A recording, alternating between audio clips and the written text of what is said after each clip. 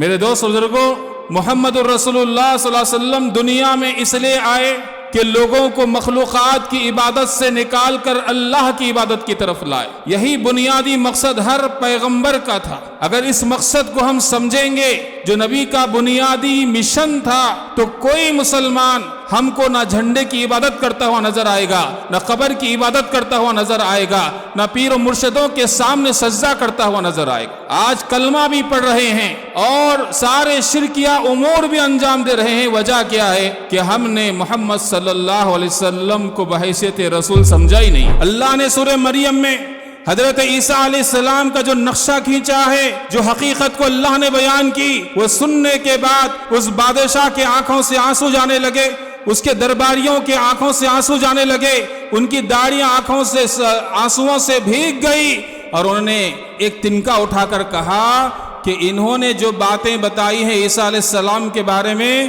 عیسیٰ علیہ السلام کی شان نہ اس تنکے کے برابر بڑھ کر ہے نہ اس سے کم ہے۔ یعنی حق بات کو انہوں نے عیسیٰ علیہ السلام کے بارے میں بیان کیا۔ بعد میں اللہ نے نجاشی کو اسلام کی ہدایت سے نوازا۔ محمد رسول اللہ صلی اللہ علیہ وسلم کو اللہ نے ہمارے لیے آئیڈیل بنایا، تو ہمارے لیے سب سے بڑے ہیرو محمد رسول اللہ صلی اللہ علیہ وسلم۔ اگر اسٹائل مارنا ہو تو نبی کی سنتوں کو اپناؤ، یہی سب سے بہترین اسٹائل۔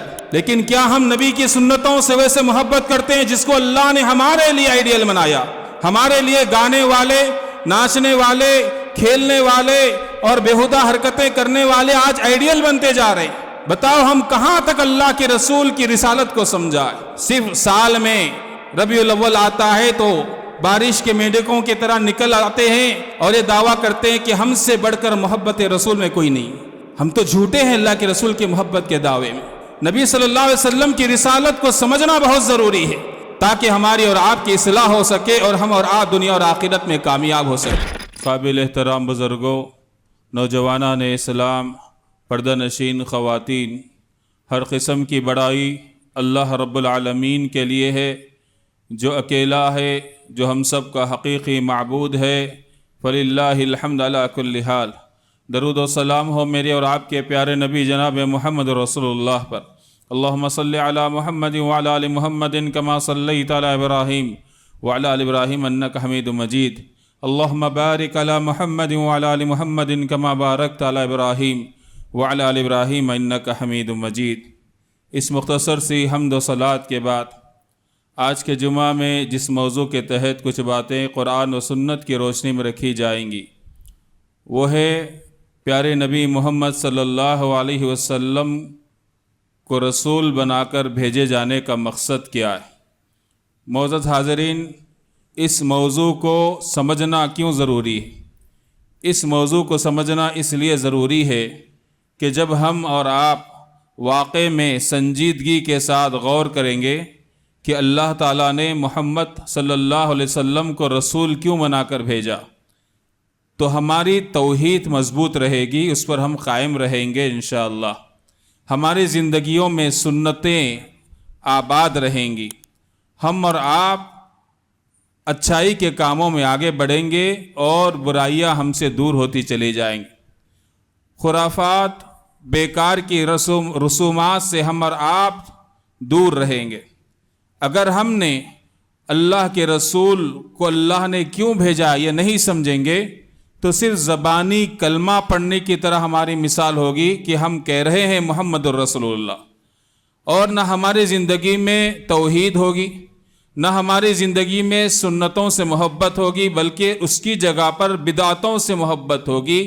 بدعتیں ہماری زندگی میں نظر آئیں گی اور بیکار کی رسومات ہماری زندگیوں میں نظر آئیں گی۔ اسی لیے ہمیں اور آپ کو جاننا بہت ضروری ہے کہ اللہ رب العالمین نے محمد صلی اللہ علیہ وسلم کو رسول بنا کر کیوں بھیجا ہے۔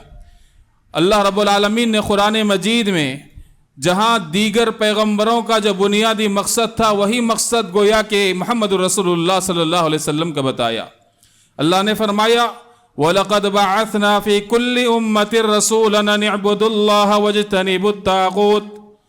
ہم نے ہر امت میں رسول کو بھیجا کہ لوگوں ایک اللہ کی عبادت کرو اور طاغوت کی عبادت سے بچو۔ اللہ کی عبادت کے علاوہ جن کی عبادت ہوتی ہے وہ طاغوت کی عبادت کہلاتی ہے۔ تو لہٰذا ہمیں اور آپ کو چاہیے کہ اس بنیادی مقصد کو سمجھے۔ پیارے نبی صلی اللہ علیہ وسلم نے اسی لیے کہا قولوا لا الہ الا اللہ تفلحوا، لوگوں لا الہ الا اللہ کہو کامیاب ہو جاؤ گے۔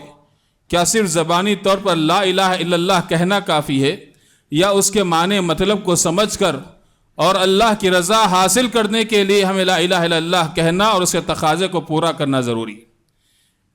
میرے دوست بزرگوں، محمد الرسول اللہ صلی اللہ علیہ وسلم دنیا میں اس لیے آئے کہ لوگوں کو مخلوقات کی عبادت سے نکال کر اللہ کی عبادت کی طرف لائے۔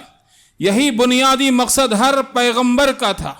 اگر اس مقصد کو ہم سمجھیں گے جو نبی کا بنیادی مشن تھا، تو کوئی مسلمان ہم کو نہ جھنڈے کی عبادت کرتا ہوا نظر آئے گا، نہ قبر کی عبادت کرتا ہوا نظر آئے گا، نہ پیر و مرشدوں کے سامنے سجدہ کرتا ہوا نظر آئے گا۔ آج کلمہ بھی پڑھ رہے ہیں اور سارے شرکیہ امور بھی انجام دے رہے ہیں۔ وجہ کیا ہے؟ کہ ہم نے محمد صلی اللہ علیہ وسلم کو بحیثیت رسول سمجھا ہی نہیں، ہم نے نہ رسول اللہ صلی اللہ علیہ وسلم کی دعوت کو سمجھا ہی نہیں، ورنہ ہمارے زندگی کے اندر تبدیلی ہوتی، جیسے صحابہ کی زندگی میں تبدیلی تھی۔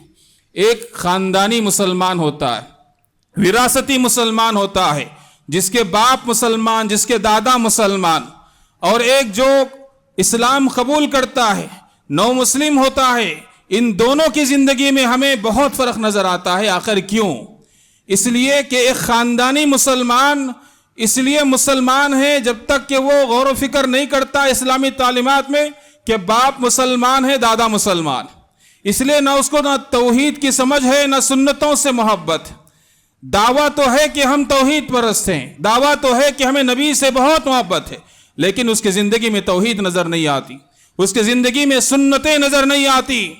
اور اس کے مقابلے میں ایک نو مسلم، اس کی زندگی میں ہم دیکھتے ہیں کہ ایک واضح تبدیلی ہوتی ہے۔ کیوں؟ کیونکہ اس نے کلمے کو سمجھ کر پڑھا ہے، اس نے محمد الرسول اللہ صلی اللہ علیہ وسلم کی رسالت کو سمجھا ہے کہ رسول اللہ کا مطلب کیا ہوتا ہے۔ اسی لیے ان کی زندگی میں ہمیں خاصی تبدیلی نظر آتی ہے۔ وہ بالکل شرک سے نفرت کرنے والا ہوتا ہے، وہ بالکل خرافات سے نفرت کرنے والا ہوتا ہے، بے جا رسومات کا وہ بائیکاٹ کرتا ہوا نظر آتا ہے، اسلامی تعلیمات پر عمل کرتا ہوا اور اس کی دعوت دیتا ہوا نظر آتا ہے۔ تو لہٰذا ہمیں اور آپ کو چاہیے کہ نبی صلی اللہ علیہ وسلم کیوں ہمارے پاس مبعوث کیے گئے، اس کے مقصد کو سمجھنے کی ضرورت ہے۔ اللہ تعالیٰ نے سورہ جمعہ میں فرمایا هو الذي بعث في الأميين رسولا منهم يتلو عليهم آياته ويزكيهم ويعلمهم الكتاب والحكمة وإن كانوا من قبل لفي ضلال مبين۔ وہی اللہ کی ذات جس نے ناخواندہ لوگوں میں انہی میں سے ایک کو رسول بنا کر بھیجا، جو انہیں قرآن کی تعلیم دیتا ہے، جو انہیں گناہوں سے پاک و صاف کرتا ہے، جو انہیں حکمت کی باتیں سکھاتا ہے۔ اس سے پہلے یہ لوگ کھلی گمراہی میں تھے۔ اللہ نے صاف بتایا رسول کے آنے کا مقصد یہ ہے کہ علم کو عام کیا جائے۔ رسول کے دنیا میں آنے کا مقصد یہ ہے کہ وہ حکمت کی باتیں بتائے، حدیثیں بتائیں، لوگوں کو گناہوں سے پاک و صاف کرے۔ کیا اس کا اثر معاشرے پر ہوا نبی کے زمانے میں؟ ہم اس کو ایک مثال کے طور پر سمجھنے کی کوشش کرتے ہیں۔ پیارے نبی صلی اللہ علیہ وسلم جب مکہ میں تھے اور حد سے زیادہ ظلم و ستم کے پہاڑ مسلمانوں پر توڑے جا رہے تھے، اس وقت اللہ کے رسول صلی اللہ علیہ وسلم نے صحابہ سے کہا، اے میرے صحابہ، تم پر ظلم و ستم کے پہاڑ توڑے جا رہے ہیں، تم حبشہ کی طرف ہجرت کر جاؤ۔ وہاں کا بادشاہ اہل کتاب سے تعلق رکھتا ہے، عیسائی ہے، نصارہ، اور وہ انصاف پسند ہے۔ صحابہ کرام ہجرت کر کے حبشہ کی طرف گئے۔ جیسے ہی مکہ کے کفار کو علم ہوا تو انہوں نے میٹنگ کی کہ بھئی یہ مسلمان اب جو ہے مکہ کے باہر بھی جانے لگے، کسی نہ کسی طریقے سے ان کو واپس لایا جائے گا۔ تو لہذا ان کے پاس جو ماہرین تھے بات کرنے کی، جن کے اندر اچھی صلاحیت تھی، ان کو چنا گیا اور وہ حبشہ کو گئے، ایتھوپیا گئے۔ وہاں کا بادشاہ نجاشی تھا۔ اس سے ملاقات سے پہلے ان لوگوں نے اس کے حواریین سے ملاقات کی، ان کو رشوتیں دی، تحائف پیش کیے، اور اس بات پر قائل کیے کہ جب ہم بادشاہ کے سامنے جو بھی ہم بات رکھیں گے تم ہماری ہاں میں ہاں ملانا۔ سب نے کہا کہ اچھی بات ہے، جب انہوں نے بادشاہ کے سامنے آیا، بادشاہ سے انہوں نے کہا کہ دیکھیے ہم مکہ سے بھیجے گئے ہیں، مکہ کے سرداروں نے ہمیں بھیجا ہے، کیونکہ وہاں کے چند نوجوان، چند لوگ نادانی کی وجہ سے اپنے خاندان والوں سے بغاوت کر کر، اپنے دین سے بغاوت کر کر، ایک نئے دین کی پیروی کرتے ہوئے، ایک نئے رسول کی اتباع کا دعویٰ کرتے ہوئے یہاں پر بھاگ کر آئے۔ ان کے گھر والوں نے ہم کو بھیجا ہے کہ ہم ان کو واپس لے جائیں، لہٰذا آپ کی مدد کی ضرورت ہے، آپ ان کو ہمارے ساتھ روانہ کر دیں۔ بادشاہ انصاف پسند تھا اور وہ دو طرفہ بات سنے بغیر فیصلہ کرنا پسند نہیں کرتا تھا، تو اس نے کہا کہ ہم دوسرے فریق کی بات کو بھی سنیں گے۔ تو مسلمانوں نے بھی ہوشیاری کی، اپنے پاس جو سب سے بہترین کلام کرنے والے صحابی تھے ان کا انہوں نے انتخاب کیا کہ وہ بادشاہ سے بات کرے، ہم کوئی بات نہیں کریں گے، یہ حکمت تھی۔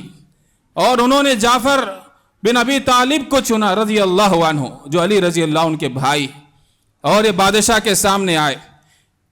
انہوں نے جو منظر پیش کیا جس کی وجہ سے ہمارے سامنے دو صورت نظر آتی ہے، دو حالتیں نظر آتی ہیں ان صحابہ کی جو مسلمان ہوئے، وہ بات میں سمجھانے کے لیے بات آپ کے سامنے رکھتا ہوں۔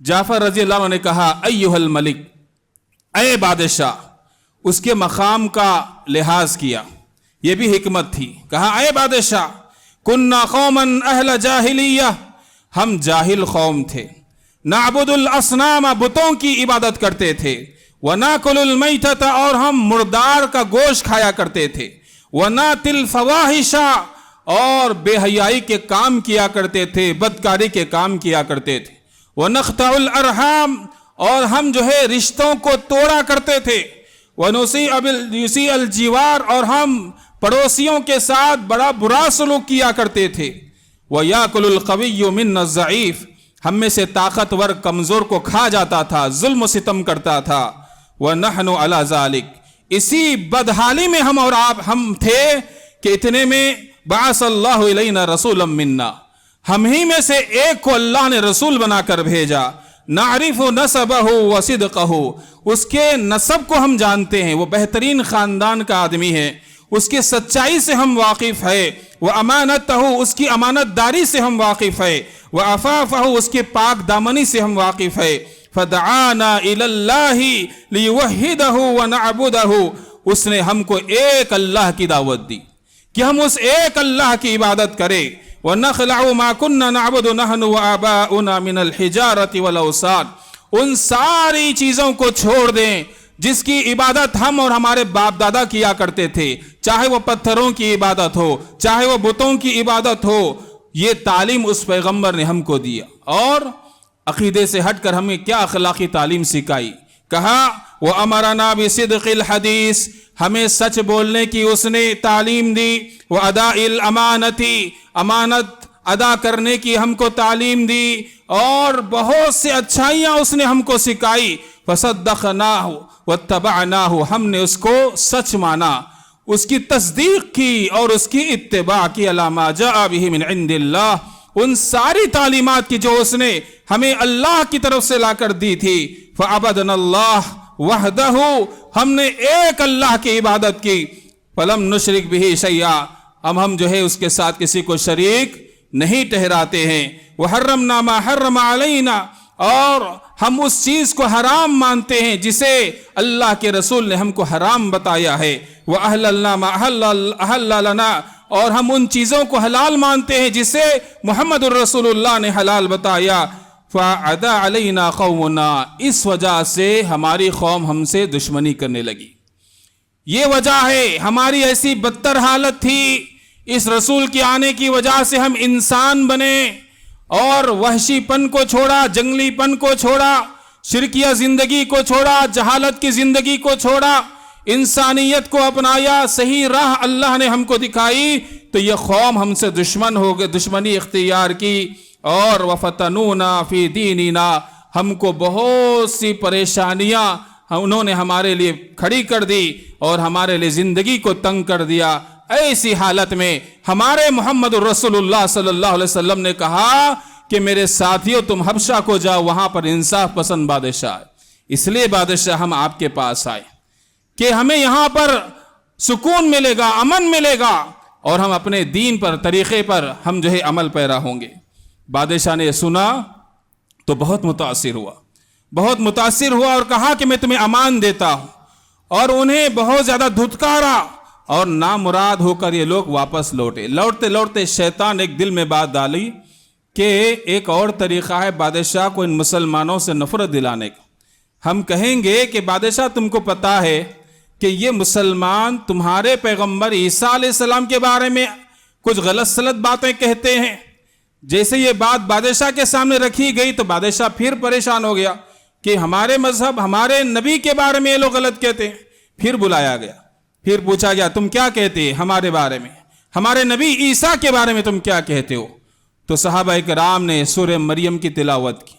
اللہ نے سورہ مریم میں حضرت عیسیٰ علیہ السلام کا جو نقشہ کھینچا ہے، جو حقیقت کو اللہ نے بیان کی، وہ سننے کے بعد اس بادشاہ کے آنکھوں سے آنسو جانے لگے، اس کے درباریوں کے آنکھوں سے آنسو جانے لگے، ان کی داڑیاں آنکھوں سے آنسوؤں سے بھیگ گئی، اور انہوں نے ایک تنکا اٹھا کر کہا کہ انہوں نے جو باتیں بتائی ہیں عیسیٰ علیہ السلام کے بارے میں، عیسیٰ علیہ السلام کی شان نہ اس تنکے سے بڑھ کر ہے، تنکے کے برابر بڑھ کر ہے، نہ اس سے کم ہے۔ یعنی حق بات کو انہوں نے عیسیٰ علیہ السلام کے بارے میں بیان کیا۔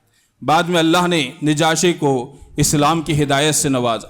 میں یہاں بتانا یہ چاہتا ہوں کہ یہ صحابہ کرام جنہوں نے اللہ کے رسول کو رسول مانا تو اس کو سمجھ کر مانا، اسی لیے ان کی جاہلیت کی زندگی میں ہم کو ایک الگ تصویر نظر آتی ہے ان کی اخلاق کی، ان کے عقیدے کی، ان کے کردار کی، اور جب وہ اسلام لاتے ہیں تو ان کی تصویر بالکل برعکس نظر آتی ہے۔ جو اپنے قوم میں لوٹ مار میں مشہور تھے، ایک دوسرے کی عزت اور آبرو کا لحاظ نہیں کرتے تھے، لڑائی جھگڑا جن کا مشن تھا، نبی صلی اللہ علیہ وسلم پر ایمان کیا لائے کہ یہ آپس میں بھائی بھائی بن کر رہنے لگے۔ اللہ نے کہا رحماء بینہم، آپس میں یہ ایک دوسرے کے لیے مشفق و مہربان۔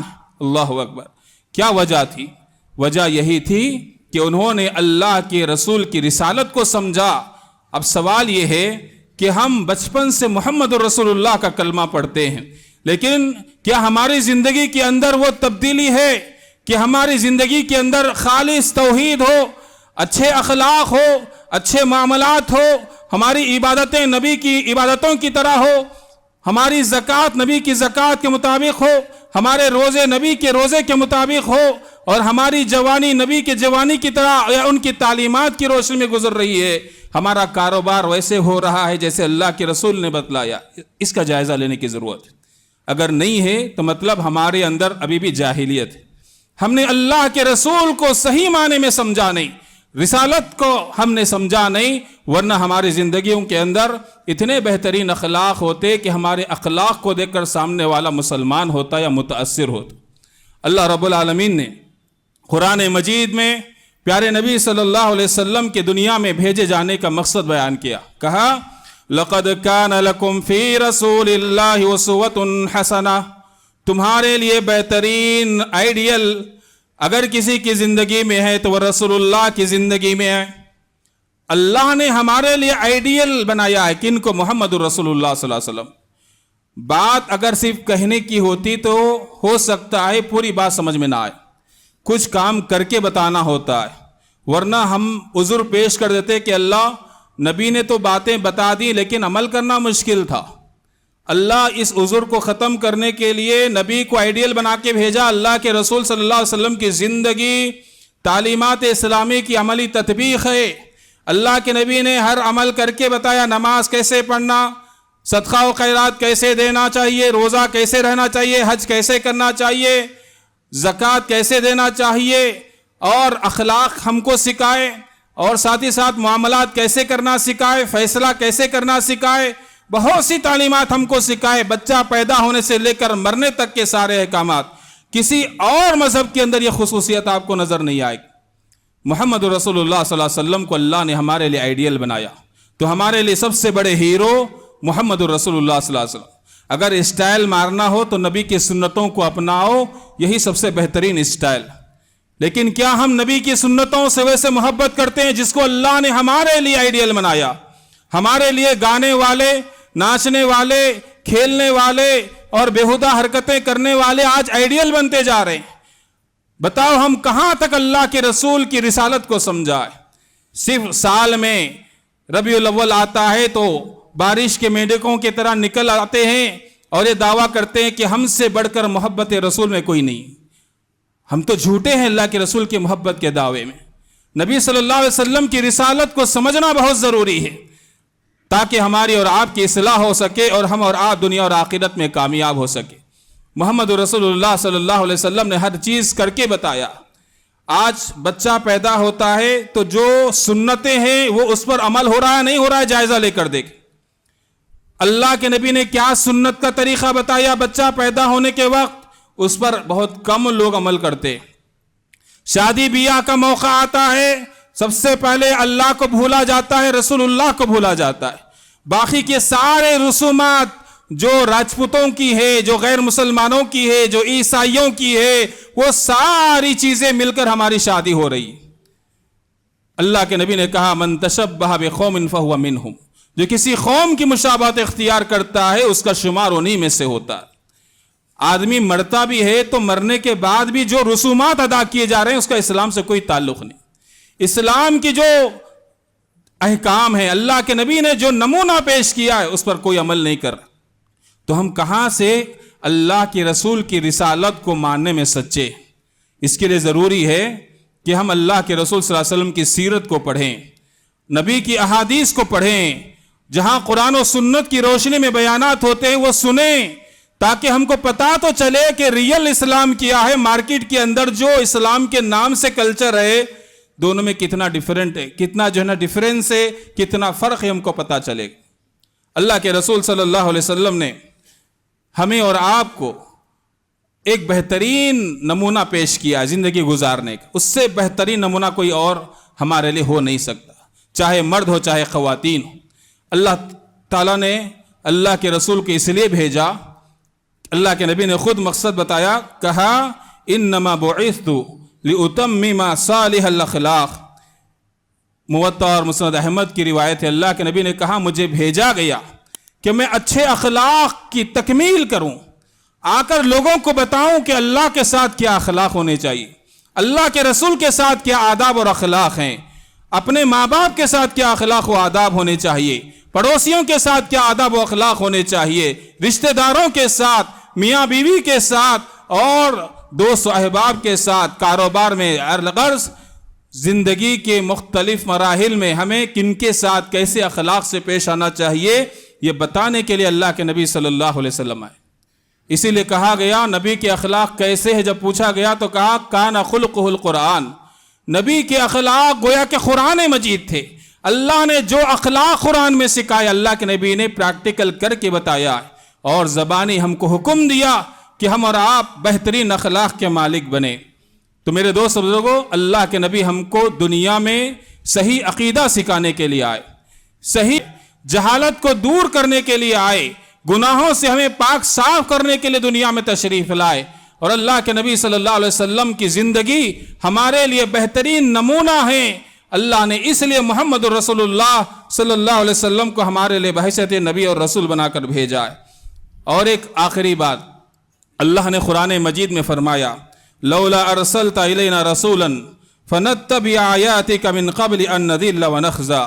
سورہ طہ میں فرمایا اللہ نے رسول کو اس لیے بھیجا، اگر اللہ رسول کو نہیں بھیجتا اور آدمی منمانی زندگی کرتا، اللہ کسی کو جنت میں کسی کو جہنم میں ڈال دیتا تو یہ ناانصافی ہوتی، اور لوگ وہاں عذر پیش کرتے کہ اللہ اگر تو ہمارے پاس رسول بھیجتا، کتاب بھیجتا تو ہم اس کی اتباع کرتے، ہم بھی جنت میں جاتے، ہم دوزخ میں نہیں جاتے۔ اللہ یہ عذر نہ ہو کل قیامت کے دن کسی کی زبانی، اللہ نے اسی لیے ہم کو اللہ کے رسول کو رسول بنا کر بھیجا۔ قرآن مجید جیسی عظیم کتاب اللہ نے ہم کو عطا کی تاکہ ہم اور آپ اللہ کے رسول صلی اللہ علیہ وسلم کی اتباع میں زندگی گزارے۔ نبی سے آگے بڑھنا بھی غلط ہے، نبی صلی اللہ علیہ وسلم کی اتباع میں کوتاہی کرنا بھی غلط ہے۔ نبی نے جو کام کیا وہ کام کرے، نبی صلی اللہ علیہ وسلم نے جیسے اللہ کی عبادت کا حکم دیا ویسے عبادت کرے، نبی صلی اللہ علیہ وسلم نے جتنے عیدیں بنائی اتنے عیدیں بنائے، نبی صلی اللہ علیہ وسلم نے جو چیز جیسے کی ہے دین کے نام پر وہی چیز دین ہے اور وہی رہے گی قیامت تک۔ جو چیز اللہ کے نبی نے نہیں کیا اس کے بعد ہم اس کو دین سمجھ کر کریں گے تو وہ دین نہیں بن سکتا، نہ کل قیامت تک بنے گا۔ تو دین وہی ہے جو اللہ کے نبی نے کیا، صحابہ اکرام نے اللہ کے نبی کی اتباع میں کیا۔ تو لہٰذا اس بات کو ہمیں سمجھنے کی ضرورت ہے، چاہے مرد ہو یا خواتین، ہمیں اللہ اور اس کے رسول سے محبت ہونی چاہیے، اللہ پر ایمان، اللہ کے رسول پر ایمان۔ اس کا تقاضا یہی ہے کہ ہم اپنی زندگی کو اللہ اور اس کے رسول کے بتائے ہوئے طریقے کے مطابق گزاریں، تبھی جا کر گویا کہ ہم نے اللہ پر ایمان کو سمجھا، اللہ کے رسول پر ایمان لانے کے مطلب کو سمجھا، محمد الرسول اللہ کے مطلب کو سمجھا۔ ورنہ ہمارا لا الہ الا اللہ محمد الرسول اللہ پڑھنا ایک طوطے کی طرح ہوگا۔ جس طرح طوطے کو رٹایا جاتا ہے لا الہ الا اللہ لا الہ الا اللہ، اس کو مطلب معلوم نہیں ہوتا ہے۔ آج اکثر مسلمانوں کی حالت یہی ہے کہ وہ صرف رٹ رہا ہے لا الہ الا اللہ محمد الرسول اللہ، پھر وہ سارے شرکیہ کام کر رہا ہے، بدعت کے کام کر رہا ہے، گناہوں سے دلچسپی ہے، سنتوں سے نفرت ہے۔ وجہ کیا ہے؟ کیونکہ اس نے سمجھا ہی نہیں دین کی بنیادی باتوں کو۔ تو اس لیے ہمیں اور آپ کو چاہیے کہ صحیح معنی میں مسلمان بننے کی کوشش کریں۔ جب تک زندگی ہے تب تک ہمارے پاس وقت ہے، چانس ہے کہ ہم دین کو سمجھیں، اللہ کے رسول کی رسالت کو سمجھیں اور اپنے اعمال کے عقائد کی اصلاح کریں۔ آخر میں اللہ رب العالمین سے دعا ہے، اللہ رب العالمین ہمارے کہنے اور سننے میں اخلاص للہ عطا فرمائے۔ اللہ تعالی ہم سب کو صحیح معنی میں مثالی مسلمان بنائے۔ اللہ رب العالمین ہمارے جو علماء حق ہے اللہ ان کی حفاظت فرمائے، اللہ ان کے مال میں صحت میں برکت عطا فرما۔ اللہ رب العالمین جو گزر چکے ہیں اللہ ان کی کوششوں کو ان کے حق میں صدقہ جاریہ بنا۔ اللہ ہماری مساجد کی مدارس کی حفاظت فرما، جو اس کے ذمہ دار ہیں، نگران ہے، جو اس کو آباد رکھے ہوئے ہیں، اللہ ان کی نیتوں میں اخلاص عطا فرما، اللہ ان کی زندگیوں میں برکت عطا فرما، ان کی کوششوں کو قبول فرما۔ اللہ رب العالمین جو بھی سوشل ورک کر رہے ہیں، خدمت خلق کر رہے ہیں، اللہ ان کی نیتوں میں اخلاص عطا فرما، ان کی کوششوں کو کاوشوں کو قبول فرما۔ اللہ رب العالمین ہمارے اساتذہ کی مغفرت فرما جو گزر چکے ہیں، اللہ رب العالمین کو جنت الفردوس میں جگہ عطا فرما۔ اللہ جو موجود ہے اللہ ان کے مال میں صحت میں برکت عطا فرما، اللہ ان کی حفاظت فرما۔ اللہ رب العالمین ہمارے والدین کی حفاظت فرما، ان کو صحت و عافیت سے رکھ، ان کو صحیح رہنمائی کی توفیق عطا فرما اپنی اولاد کی، اور جو گزر چکے اللہ رب العالمین ان کی اولاد کو ان کے حق میں صدقہ جاریہ بنا، ان کے حق میں مغفرت کی دعا کی توفیق عطا فرما۔ اللہ رب العالمین ہمارے نوجوانوں کی اصلاح فرما، ہماری خواتین کے عقائد کے اعمال کے اللہ اصلاح فرما، جب تک دنیا میں رکھے ایمان پر رکھے، ایمان پر ہمارا خاتمہ فرما۔ اللہ رب العالمین بری بیماریوں سے، بری خواہشات سے، برے اعمال سے اللہ ہم سب کی حفاظت فرما۔ اللہ حاسدوں کے حسد سے، شر پسندوں کے شر سے، اور شیاطین و انس کے وساوس اور ان کے شر سے اللہ ہم سب کی حفاظت فرما۔ اللہ رب العالمین ہمیں دنیا میں جب تک رکھے ایمان پر رکھے، ایمان پر ہمارا خاتمہ فرما۔ وأقول قولي هذا واستغفر الله لي ولكم ولسائر المسلمين وآخر دعوانا الحمد لله رب العالمين۔